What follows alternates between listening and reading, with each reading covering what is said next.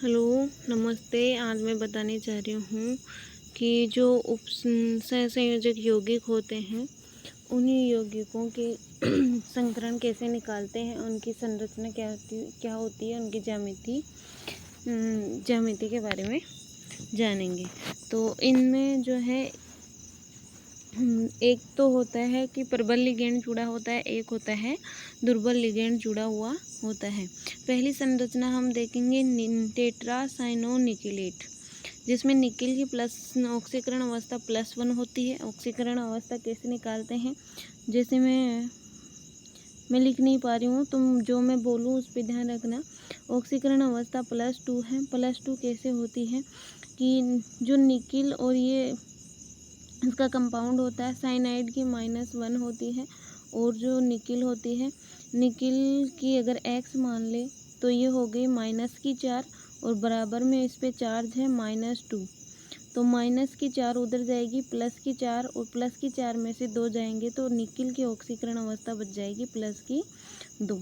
तो निकिल यहाँ पे +2 ऑक्सीकरण अवस्था में होता है। तो निकिल का जो इलेक्ट्रॉनिक विन्यास होता है वो होता है 3d8 और 4s2 होता है। 3d8 4s2 होता है।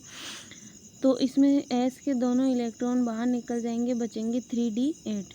तो इसको हम भरते हैं। जो निकिल है उसकी परमाणविक अवस्था में जब उसमें इलेक्ट्रॉन नहीं निकले हो, उस समय उदासीन अवस्था में जो इलेक्ट्रॉन होते हैं ये डी कक्षक में भरे होते हैं, 8 इलेक्ट्रॉन, और 2 इलेक्ट्रॉन एस कक्षक में भरे होते हैं। पी कक्षक जो होते हैं, पी के तीनों कक्षक इसमें खाली होते हैं। फिर निकिल जब +2 ऑक्सीकरण अवस्था में आ जाता है तो इसमें जो है 4s वाले इलेक्ट्रॉन चले जाते हैं और ये खाली हो जाता है, और इधर पी उपकोष भी खाली पड़ा रहता है। जो उपसहसंयोजक यौगिक होते हैं निकिल के किसी भी धातु के, उनमें जो संकरित में भाग लेने वाले जो कक्षक होते हैं वो खाली कक्षक जो होते हैं वही संकरण में भाग लेते हैं। भरे हुए कक्षक जिनमें इलेक्ट्रॉन होते हैं वो संकरण में भाग नहीं लेते हैं। तो इसमें जो डी कक्षक है वो संकरण में भाग नहीं लेगा, संकरण में एस और पी कक्षक ही भाग लेंगे। इससे जो है 4 साइनाइड जुड़े हुए हैं। तो जो साइनाइड होता है ये प्रबल लिगेंड होता है, साइनाइड प्रबल लिगेंड होता है। इसलिए जो साइनाइड जो डी कक्षक के इलेक्ट्रॉनों का, डी कक्षक के जो इलेक्ट्रॉन है ये वाले, ये और ये, इनका युग्मन कर देता है, और यहाँ पे एक डी कक्षक इसमें खाली हो जाता है। तो एक डी कक्षक, खाली डी कक्षक फिर इसमें संकरण में भाग लेगा, इसलिए डी एस और 2 पी के sp2, इसका संकरण हो जाएगा dsp2। और जो इसकी संरचना हो जाएगी, ये संरचना वर्ग समतलीय हो जाएगी। साइनाइड, ये साइनाइड, एक साइनाइड यहाँ पे, एक यहाँ पे, और यहाँ पे आ जाएगा निकिल, और 2 माइनस चार्ज बाहर लग जाएगा।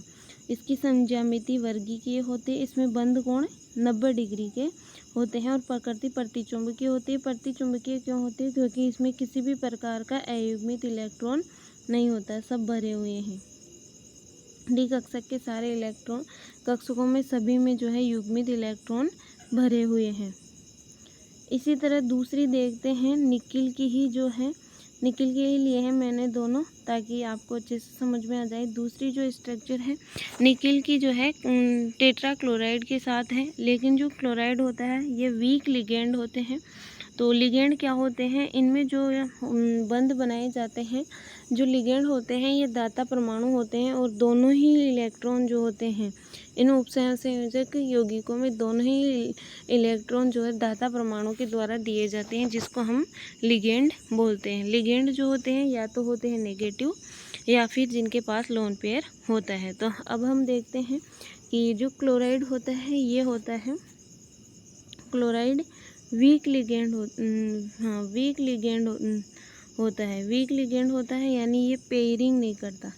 जो इसमें डी के इलेक्ट्रॉन होते हैं इनका युग्मन नहीं होता है, ये अकेले के अकेले ही पड़े रहेंगे। इसलिए इसकी निकिल की ऑक्सीकरण अवस्था देखते हैं यहाँ पे। तो यहाँ पे एक सेकेंड, निकिल में यहाँ पे जो होता है 4 क्लोरीन की -4 हो जाती है, निकिल की x मानेंगे, और बराबर में वही -2 चार्ज होएगा। तो माइनस के 4 उधर जाएंगे प्लस, और प्लस के 4 में से 2 जाएंगे तो निकिल की ऑक्सीकरण अवस्था +2 आ जाएगी। तो +2 ऑक्सीकरण अवस्था है। इलेक्ट्रॉनिक विन्यास 3d8 4s2 होता है। इसका भी सेम पहले वाले की तरह ही 3d8 4s2 होता है। +2 ऑक्सीकरण अवस्था में ये खाली हो जाएगा।